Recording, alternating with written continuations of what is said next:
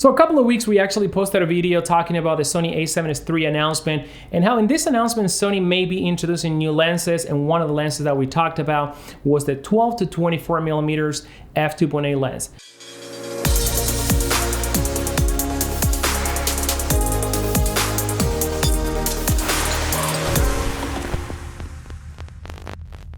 Welcome back to the channel, guys. My name is Gaston. I'm a photographer from Miami. I do gear reviews, tutorials, and behind the scene. And I've been doing a lot of rumors like this one. So if you like the content around my channel, hit the subscribe button and the notification button to be notified every time one of my videos go up. Now let's talk about the 12-24mm F2.8. I'm gonna post the picture right now so you can actually look at it.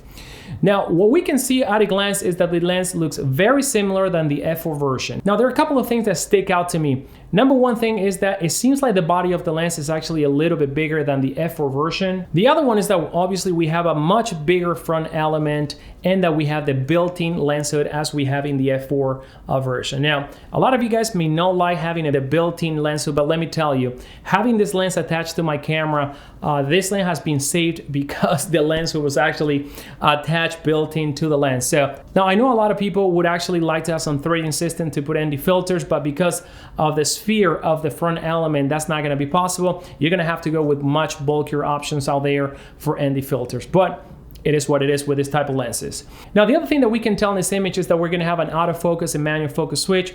We are going to have at least one configurable button, and the arrangement of the zoom ring and focus ring seems to be different. Talking about the rings, let me actually talk a little bit about the zoom ring of the F4 version.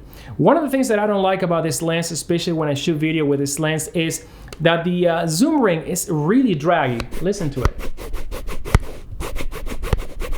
And the same thing with the manual focus ring. Now, I hope that Sony is going to improve that in this version of the lens because, well, I mean, for $4,000, I hope they actually do.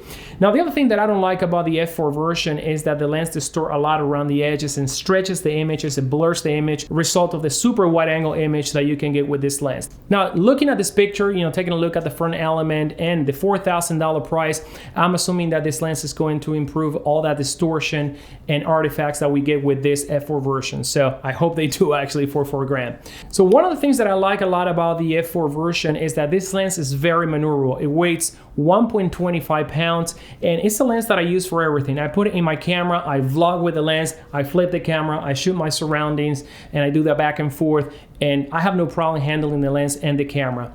Now with the F2.8 version, probably may not be the same case, as this lens seems to be a lot heavier, and it's safe to say that this lens is going to be probably twice the weight, so anywhere from the 2 pounds to 2.5 pounds. So again, not excessively heavy, but definitely not as manageable as 1.25 pounds. So I'm gonna keep this one very short, guys. Just wanted to share this image with you, talk a little bit about the F4 version, and this upcoming version of $4,000. Let me know if this is going to be a focal length that you're actually interested in, the aperture of F2.8. Would you be buying this lens?